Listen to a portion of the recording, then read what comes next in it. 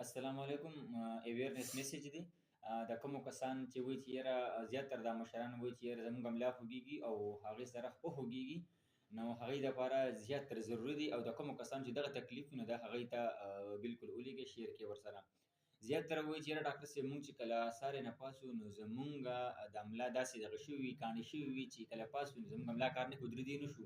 خو چې لږ مزل وکړو، لږ غونتې لاړ شو، نو بیا ورو زموږ د املا کار روان کی. خو هغې سره اکثر دا خپه خوږیږي ورسره.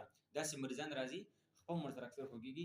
نو هغې دپاره دا میسج دی چې زیاتر کوشش کوئ چې تاسو دا څیز وس چې د ځمکې نه اوچتوئ، یا مثال لوټه اوچتوئ مونځ دپاره ځان تیاروئ، نو لوټه اوچتوئ نو هغه داسې ترکیب سره اوچتوئ چې د ځمکې نه چې دا خپې ورسره لږ ټیټوئ، نو لاندې کښېنئ. एकदम داسې ملا مه ښکته کوئ چې تاسو لوټه اوچتوئ.